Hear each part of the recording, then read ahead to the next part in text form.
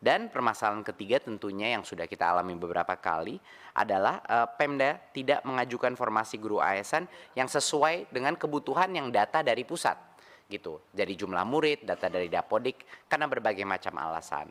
Jadi ketiga permasalahan ini mendorong pemerintah pusat untuk mencari solusi dan alhamdulillah setelah kira-kira 6 bulan diskusi bolak-balik di antara 4 kementerian, Kemendikbudristek, Kemenq, Kemdagri, dan Kemenpan-RB, kami akhirnya sudah merucut kepada suatu solusi. Harapannya ini menjadi solusi permanen yang akan diimplementasi di tahun 2024. Ada 3 pilar daripada solusi permanen ini. Yang pertama adalah konsep marketplace untuk guru, ya, konsep talent pool untuk guru, di mana akan ada suatu tempat di mana semua guru-guru yang boleh mengajar masuk ke dalam suatu database yang bisa diakses oleh semua sekolah di Indonesia. Pilar kedua adalah pola perekrutan yang tadinya itu dilakukan secara centralized di pusat, yang sekarang akan diubah menjadi real time. Perekrutan itu dilakukan langsung oleh sekolah, jadi mereka bisa melakukannya kapan aja. Dan yang ketiga adalah memastikan bahwa kalaupun kita sudah membuat suatu marketplace atau bisa dibilang pasar talenta untuk setiap sekolah, tetap saja pasti akan ada sekolah-sekolah yang kebutuhan guru dan tidak ada guru-guru yang ingin diposisikan di sekolah itu. Jadi itu adalah masalah ketiga kita dan solusi kita adalah merubah sistem insentif untuk memastikan bahwa sekolah-sekolah di mana tidak ada minat untuk mengajar itu benar-benar terisi. Jadi ini 3 pilar solusi kita Bapak Ibu. Sekarang kita masuk kepada pilar yang pertama dulu mengenai marketplace untuk guru ini. Marketplace untuk guru adalah suatu database yang nanti akan didukung secara teknologi, di mana semua sekolah ini bisa nanti mengakses siapa sih saja yang bisa menjadi guru dan siapa yang saya mau undang untuk menjadi guru di sekolah saya. Siapa aja yang akan masuk ke dalam marketplace ini? Yang pertama adalah guru-guru honorer yang sudah lulus seleksi. Ya, mereka yang mengikuti seleksi untuk menjadi calon guru ASN. Nah, seleksi ini pas mereka sudah lulus, itu pasti grade, mereka akan masuk ke dalam database ini.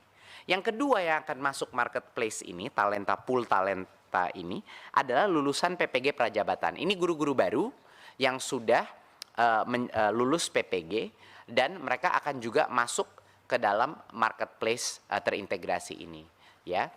Dan juga semua guru honorer yang lulus seleksi dan lulusan PPG Prajabatan ini bisa mendaftarkan diri dalam marketplace dan kita tahu bahwa karena kriterianya sudah ketat, semua guru atau calon guru yang masuk ke dalam marketplace ini sudah berhak untuk mengajar ya di sekolah-sekolah kita.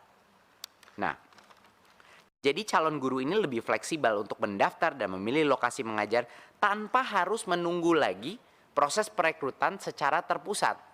Ya, jadi ini real time, benar-benar kita mengikuti kebutuhan masing-masing sekolah di daerah. Berikut, sekarang kita bahas proses perekrutannya sendiri yang akan berubah.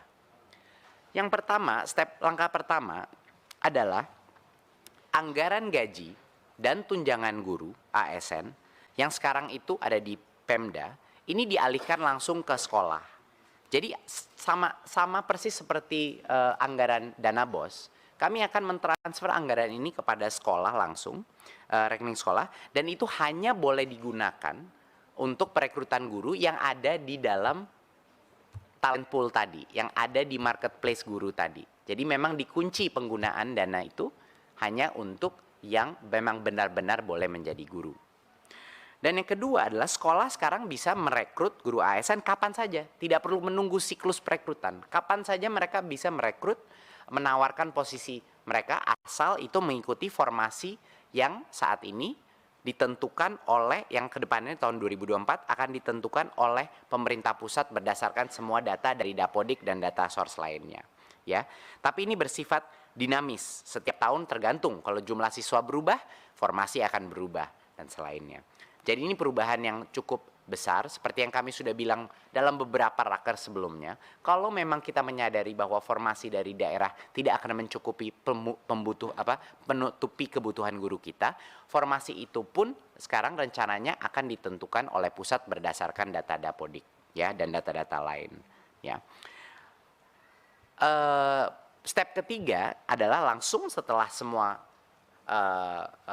talenta pool itu sudah jadi dan sekolah bisa mengakses, anggaran sudah ditransfer ke sekolah, perekrutan itu dilakukan melalui platform teknologi ini. Jadi setiap sekolah, setiap kepala sekolah bisa memastikan untuk merekrut guru yang berkompetensi, dan ini dikunci sekali lagi, ini yang penting. Kita kan mau mengatasi masalah honorer ini secara permanen Bapak Ibu. Artinya dana yang ditransfer ke sekolah itu hanya boleh diberikan kepada calon-calon guru yang ada di dalam database tersebut. Di luar itu tidak boleh dilakukan transfer. Ya, di luar itu akan ada pelanggaran, sehingga dengan adanya sistem marketplace seperti ini tidak ada lagi opsi untuk menggunakan anggaran untuk bisa merekrut guru honorer lagi karena sudah ada marketplace terbuka. Ya, jadi kita tidak menciptakan masalah di masa depan, Bapak Ibu. Nah, dan kalau seorang calon guru tadi, misalnya guru yang lolos passing grade, ya, sudah direkrut oleh sekolah, confirm, maka otomatis dia akan diangkat sebagai ASN, otomatis menjadi P3K, ya. Jadi ini mekanisme yang sangat efisien gitu. Pada saat ada posisi terbuka, karena kan saat ini Bapak Ibu permasalahannya adalah banyak guru mengekspektasi kalau lolos passing grade artinya dia menjadi P3K. Itu kan tidak benar sebenarnya. Ini masalah komunikasi juga, bahwa sebenarnya lolos passing grade artinya dia punya kesempatan menjadi P3K kalau ada formasi yang akan menerima mereka gitu. Nah, ini adalah hal yang sekarang secara otomatis kalau sekolah itu akhirnya setuju, oke, ini saya mau calon guru ini dan calon gurunya menerima, ya, langsung secara otomatis status ASN-nya menjadi valid, dia menjadi P3K di sekolah tersebut. Dan pembayaran guru ASN menggunakan sistem pembelajaran sekolah. Seperti yang kita bilang tadi, dikunci, hanya guru pada roster sekolah yang dibayar dengan sistem, tidak ada lagi guru honorer yang dibayar seadanya. Nah, jadi ini adalah sistem ini dan didukung dengan teknologi. Satu-satunya cara Bapak Ibu untuk menghentikan perekrutan guru honorer baru, tetapi memberikan kesempatan maksimal bagi semua sekolah untuk memenuhi kebutuhannya tanpa menunggu siklus perekrutan pusat. Jadi kami memberikan kemerdekaan dan otonomi kembali kepada sekolah untuk melakukan perekrutan ini. Berikut. Oke. Nah, sekarang adalah bagaimana masalahnya di sekolah-sekolah yang sudah lama mencari guru, tapi tetap aja tidak ada. Tentunya marketplace tidak cukup, karena dengan marketplace pasar bebas pun pasti banyak guru yang tidak mau ditempatkan di beberapa daerah yang memang mungkin kurang menarik bagi guru-guru tersebut. Jadi harus ada solusinya juga untuk daerah-daerah yang paling kebutuhan guru di lokasi yang tidak sering diminati guru. Kami sudah menentukan bahwa sekarang kita akan tahun depan akan mengenalkan mekanisme beasiswa dengan ikatan dinas. Jadi beasiswa untuk guru PPG Prajabatan, guru-guru baru yang menerima beasiswa. Nah, ikatan dinas ini akan diperlakukan untuk beberapa tahun. Mereka akan ditempatkan di mana kami merasa itu dibutuhkan. Nah, tapi tentunya ada berbagai macam benefit dari ini juga.